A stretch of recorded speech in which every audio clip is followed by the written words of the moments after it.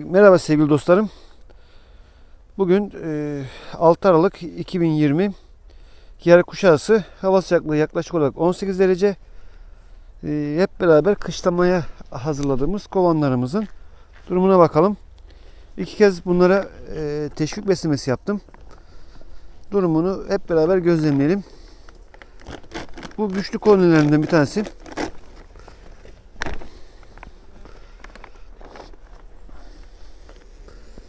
Evet, poşetle veriyorum. Çünkü şerbetlikte ölümler, boğulmalar olma ihtimali yüksek olduğundan dolayı, geceleri çünkü soğuk. O yüzden şerbeti poşetle veriyoruz. Bir önceki videomda paylaşmıştım. Şimdi başlayalım. Burada daraltma için çanta tipi yemliği buraya verdim. Bunun sadece amacı daraltmak.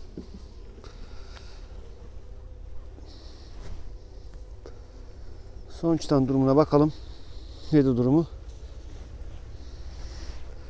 Evet. Bal kemeri var. Ballar var. İlerleyen günlerde bu çerçeveyi alabiliriz arının durumuna göre. Teşvik beslemesine devam edeceğiz. Bugün tekrar 3. seferi yapacağım.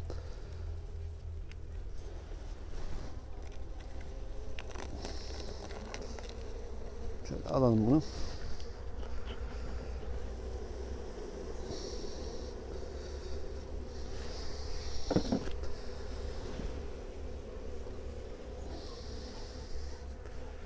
Evet, burada da aynı şekilde şerbet ile bal karışımı görüldüğü gibi stoklamış.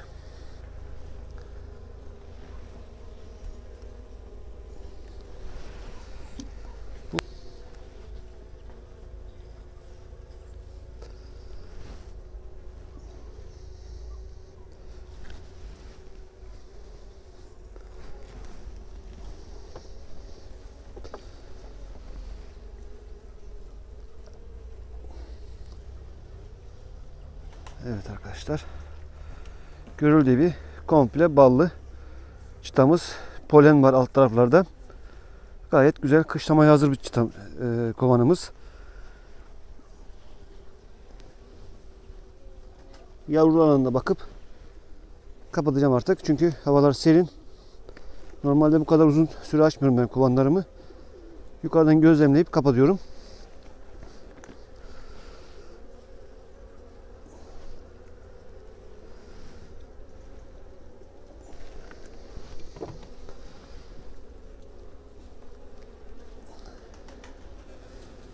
Evet. Görüldüğü gibi komple bal kemeri, bal dolu.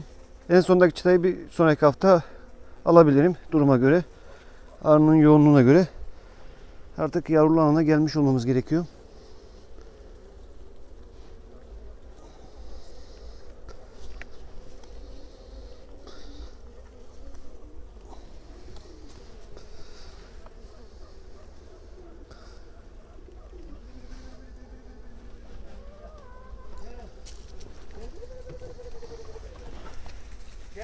Gel.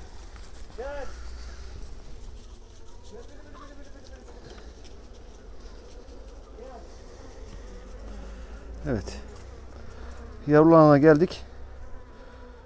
Burada günlük yumurtalardan ziyade kapalı yavrular var. Açılan yerlere bal doldurmuşlar. Görüldüğü gibi. Genelde şuralarda, aralarda kapalıya çıkmak üzere olan yavrular var. Gayet iyi gözüküyor şu anda. Arı yoğunluğu da iyi. Bunlar hepsi genç arı.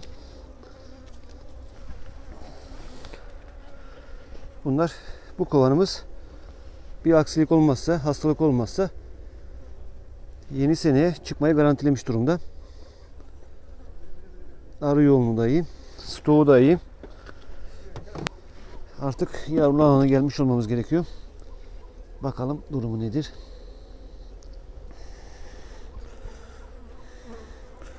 Evet. Şuralarda larvalar mevcut. Görüldüğü gibi larvalar mevcut. Kenarlarda günlükler var. Arımızın gelişimi iyi. Çerçevenin yarısı dolu şeklinde. Aynı şekilde arkasına bakıyoruz. Evet, arkasında kapalı yavrular var. Kenarlarda larvalar mevcut. Gayet iyi. Ana hiç aramıyoruz. Çünkü havalar artık serinledi.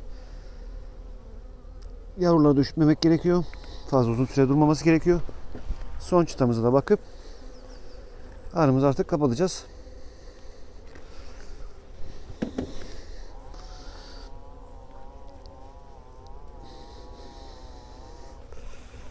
Evet arkadaşlar. Buralarda bir yavru hareketi yok. Çıkmışlar, çıkan yerlere bal ve poleni doldurmuşlar. Polenler var. Bal stoğumuz gayet iyi. Yavru durumumuz da iyi. Evet, bunun arkasında şurada ortaya bakıp yavru durumuna bakmak istiyorum. Bunda da yok. Polen var bol miktarda. Polen stoğu çok iyi. Bu polen demek yavru demek. Arkadaşlar yavrunun üremesi için, yani yavrunun çoğalması için polene muhakkak ihtiyaç var. Polen yoksa ana arı yumurtayı keser. O yüzden polen önemli bir kovanda. Son çıtamız bal kemeri var. Polenler var altta. Bu çok yoğun değil. O yüzden bunu arkası aynı şekilde bal kemerleri var. Altta polenler var. Bunları bir dahaki sefere içeriden alabiliriz duruma göre. Ama şu anda arının yoğunluğu gayet güzel. İlerleyen günlerde duruma bakacağız. Bugün 3. teşvik beslemesini yapıp artık bir daha vermeyi düşünmüyorum. Çünkü stoklar da iyi. Artık aramızı sıkıştırabiliriz arkadaşlar. Yavaş yavaş. Evet. Koyuyoruz. Şerbetini vereceğim biraz sonra. Tekini de koyuyorum.